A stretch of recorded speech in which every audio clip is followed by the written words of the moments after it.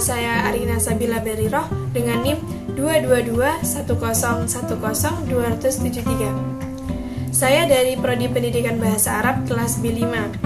Di sini saya membuat video untuk memenuhi tugas ujian akhir semester dengan mata kuliah Filsafat Umum yang diampu oleh Bapak Abdul Razak, SHIMP. Nah, langsung saja kita ke pembahasan, yaitu 1. Ruang lingkup filsafat. Ruang lingkup filsafat adalah suatu ruang yang membatasi lingkup pembahasan dari filsafat ilmu yang digunakan untuk memberikan batasan pada pengalaman manusia. Adapun ruang lingkup dalam objek kajian filsafat terdiri 3. 1. Ontologi, 2. Epistemologi, dan yang ketiga yaitu aksiologi. Yang kedua yaitu hakikat filsafat. Filsafat adalah hasil daya upaya manusia dengan akal budinya untuk memahami atau mendalami secara radikal dan integral serta sistematis. Hakikat itu ada 3.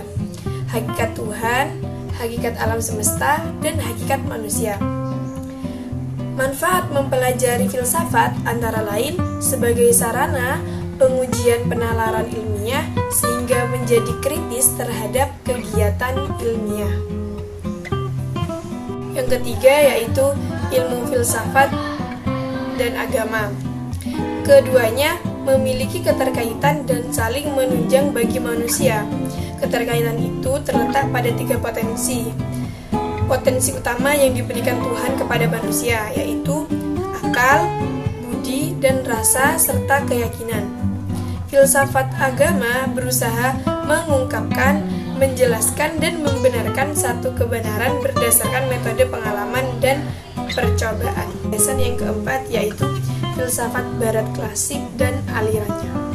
Dikatakan sebagai filsafat barat klasik karena falsafah yang dibangunnya mampu menguasai sistem pengetahuan alam pikiran barat sampai kira-kira 2000 tahun. Apa saja alirannya? Alirannya yaitu empirisme, kritisisme, positivisme, idealisme, materialisme historis, konvergensi, dan lain-lain. Pembahasan yang kelima yaitu filsafat abad pertengahan. Filsafat barat abad pertengahan juga dapat dikatakan sebagai abad gelap karena pendapat ini didasarkan pada pendekatan sejarah gereja.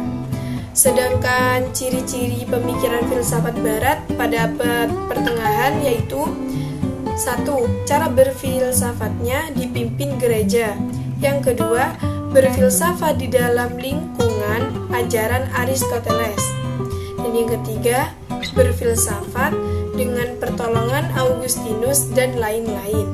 Masa abad pertengahan ini juga dapat dikatakan sebagai suatu masa penuh dengan upaya menggiring manusia ke dalam kehidupan atau sistem kepercayaan yang picik dan fanatik dengan menerima ajaran gereja secara membabi buta. Karena itu, perkembangan ilmu pengetahuan pada saat masa abad pertengahan ini terhambat. Pembahasan yang keenam, filsafat barat pada masa Renaissance dan modern. Zaman Renaissance adalah peralihan dari zaman pertengahan ke zaman modern antara abad ke-14 hingga abad ke-17 dan awal mula terjadinya perubahan di Italia pada akhir abad pertengahan dan kemudian tersebar ke seluruh Eropa. Filsafat pada masa Renaissance memiliki sifat yang menetapkan bahwa kebenaran dari akal, tetapi setiap akal tergantung pada subjek yang menggunakannya. Kemudian terlahirlah filsafat modern. Filsafat ini lahir pada pertama kali di Prancis, Jerman, dan Inggris pada abad ke-20. Pembahasan yang ke-7 yaitu idealisme, realisme, dan rasionalisme. Idealisme adalah doktrin yang mengajarkan bahwa hakikat dunia fisik hanya dapat dipahami dalam kebergantungannya pada jiwa dan spirit. Idealisme mempunyai argumentasi epistemologi tersendiri. Oleh karena itu, tokoh-tokoh teisme yang mengajarkan bahwa materi bergantung pada spirit tidak disebut idealis karena mereka tidak menggunakan argumen epistemologi yang digunakan oleh idealisme. Filosof yang dapat digolongkan sebagai filosof idealis yaitu Fichte, Schelling, dan Hegel. Aliran filsafat realisme adalah suatu aliran filsafat yang memandang bahwa dunia materi sesuatu yang benar-benar ada atau terjadi.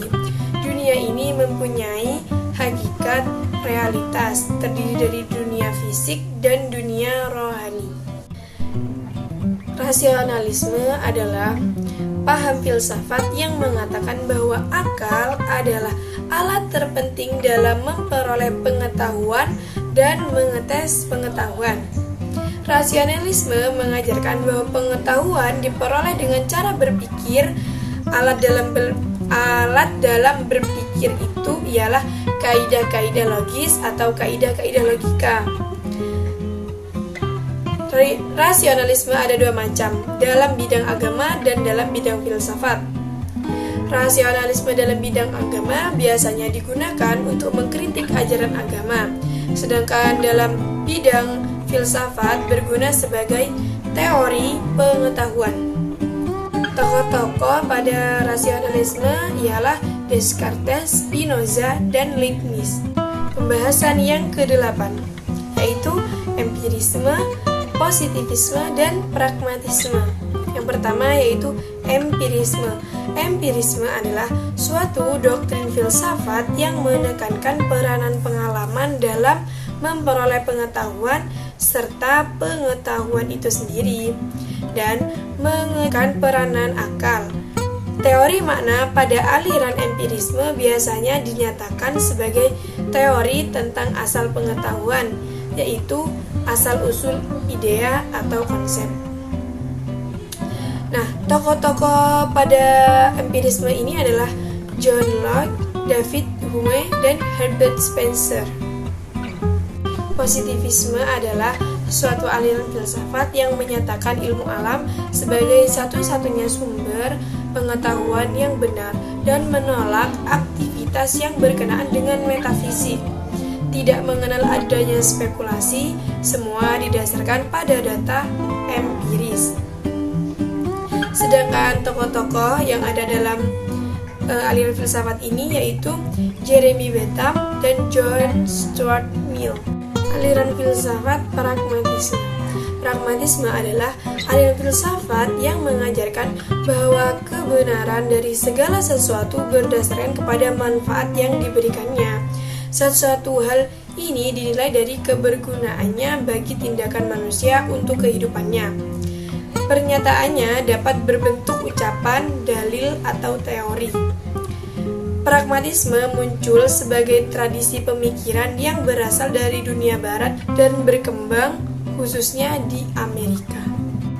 Pada aliran ini, tokoh-tokohnya yaitu John Dewey dan William James. Nah, itu saja yang bisa saya sampaikan. Apabila ada pemaknaan dan pernyataan saya yang kurang berkenan, saya mohon maaf yang sebesar-besarnya. Wabillahi taufiq wal hidayah. Wassalamualaikum warahmatullahi wabarakatuh. Jangan lupa subscribe, komen, dan like-nya ya teman-teman. Terima kasih.